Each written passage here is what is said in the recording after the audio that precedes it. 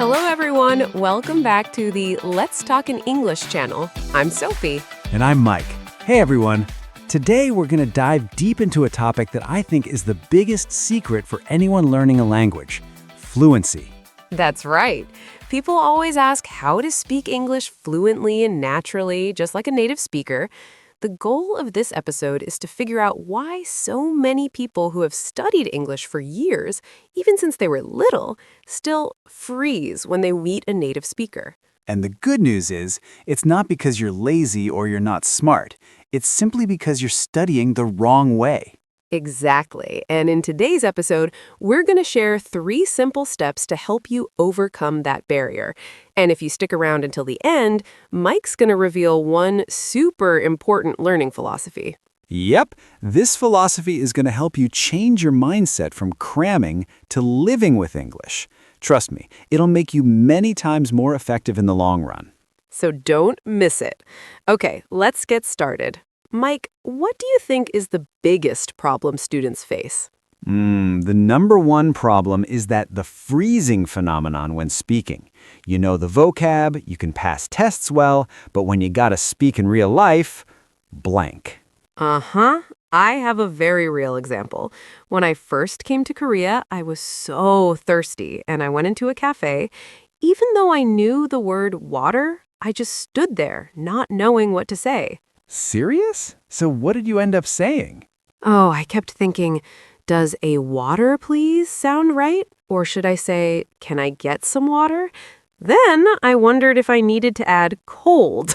The result? I stood still like a statue. That's the perfect example.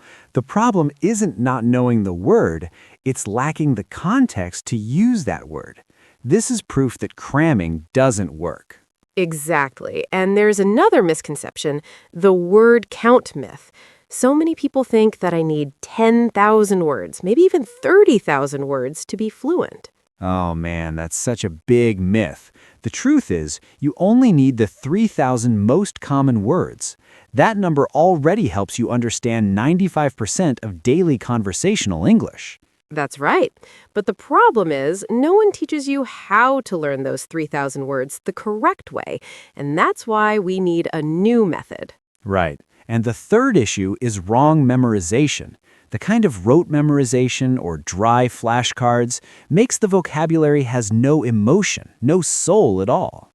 Do you have an example of that, Mike? Oh yeah, I've seen many students copy new words 50 times in their notebook very diligently, but the next day I asked them and they've completely forgotten because the word wasn't tied to any experience. Uh-huh. And this is why traditional methods fail. Mike, can you explain more about this? Sure. The first issue is isolated words, learning vocabulary separately. You learn the word happy as being joyful, but you don't know what sentence or situation to use it in. I agree. And also grammar formulas. Grammar is turned into dry math formulas. Instead of feeling the sentence, learners get caught up in analyzing. Exactly. Learners get caught up analyzing whether it's the present perfect or past simple, leading to super slow reaction time. That's really not effective at all, because your goal is to communicate, not to pass a test. And one more thing is gamification without soul. Learning apps sometimes just make you busy collecting points and forgetting to apply it in real life. You think you're making progress, but when you step out into the real world, you still can't speak. That's a really frustrating cycle. Okay, so what's the solution? Here it is. Comprehensible Input. This is the method of learning like a child learns their mother tongue. This is the only way to become fluent. Oh, that sounds cool. So what does it mean? It means learning through listening, seeing, and feeling in real-life context. No need to translate, no need to memorize. Kids don't study grammar before they can speak, right? Absolutely. They just listen to their parents, see the actions, and figure it out themselves. And this is the most fun part. We're going to have some examples right now. Okay, let me do the first example. I'm holding my hot coffee cup here, and I say, I am sipping my hot coffee. You don't need to look up what sipping means. You see Mike's action and immediately understand sipping is taking small drinks. That's how vocab goes straight to your brain. Precisely. Now it's Sophie's turn. Okay, Mia is napping on the sofa. What do you see? My cat, Mia, is sleeping on the sofa. Perfect example. By seeing the image of the cat sleeping, the learner immediately understands that napping is taking a short sleep or a snooze. No dictionary needed. Exactly. And one more example about grammar. Mike, can you demonstrate? Easy. If I show you two pictures, this picture is the uncut grass, this picture is the grass after cutting. I say, the grass has been cut. You immediately understand the meaning of the present perfect tense, or the passive voice, through the visual comparison between the cut and uncut grass, without analyzing the formula. That's the difference. That's the power of comprehensible input. And now I want to explain why this method is so effective. The first reason is that our brain remembers experiences and emotions. The brain doesn't remember lists, dry vocab lists. That's right. Vocabulary connected to images, connected to experiences will stick much longer. This has been proven by neuroscience. And the second reason is that a lot of listening in context naturally forms a sense of correct grammar. For example, I never memorized the rules for linking sounds, liaison, or anything. Serious? So how do you know which sentence is right or wrong? I just listen to native speakers so much that I naturally feel which sentence sounds right and which sentence sounds wrong. That's a natural feel for the language. That's amazing. And what are the practical benefits? Learners will understand English directly without translating. They start to think in English right away. Exactly. And the reaction time is much faster. Okay, so how do we apply this method? We have a 3-step method for you guys. Step 1, choose appropriate content. The input must be the right level, not too hard, not too easy. I suggest watching everyday life videos. Choose videos you like. Like what, Sophie? Like videos about grocery shopping, cooking, or daily vlogs. For example, if you love cooking, watch cooking videos to learn cooking vocabulary through the actual actions. And you don't need to understand 100%. Understanding 70 to 80% is enough. Your brain will fill in the rest from the context. Step 2 is to reinforce with technology. Mike, you explain this step, please. Sure. After you finish watching the video, you use ChatGPT to summarize the collocations or word combinations you just learned. Oh, that sounds cool. For example, how, Mike? For example, you paste the script into ChatGPT and ask, list the 10 most important collocations and explain them in simple English. Or you can ask for bilingual explanations too. That's so smart. AI is super convenient for learning now. And what's step 3? Step 3, smart repetition.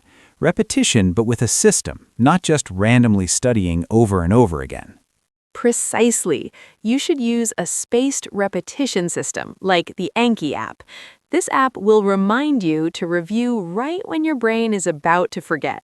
Or simply write them down in the notebook and review them weekly. The most important thing is consistency, not the tool. And here it is. Mike's going to share the learning philosophy we promised from the beginning. This part is really important, guys.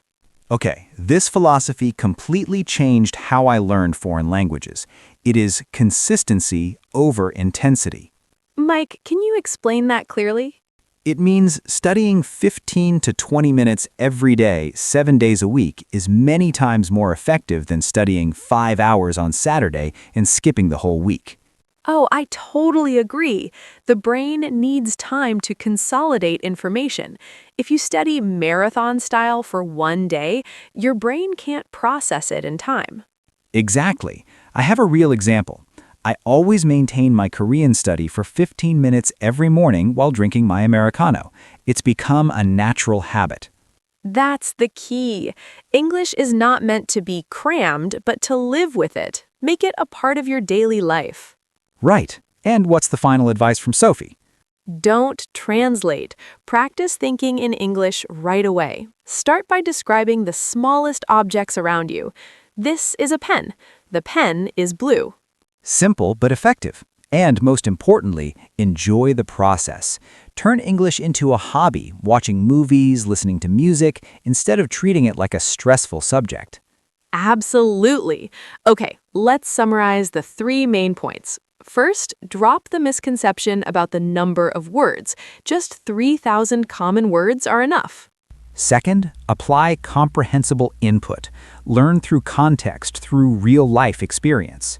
And third, implement the 3-step method. Choose the right input, reinforce with AI, and repeat systematically. Don't forget consistency. So what will the result be? After a few weeks, you'll be listening faster, understanding easier, and your reaction time will be much more natural. And one day, you'll find yourself speaking English without translating in your head anymore. That's when you're fluent. If you found this method helpful, please like, share, and subscribe to our channel to support us. And don't forget to comment and share what is the biggest difficulty you face when trying to speak English. We really want to hear from you. And remember this quote, you don't have to be great to start, but you have to start to be great. Thank you for listening to today's podcast. We hope it's truly useful for your English learning journey. See you in the next episode. Keep learning and keep enjoying. Goodbye, everyone. Bye for now.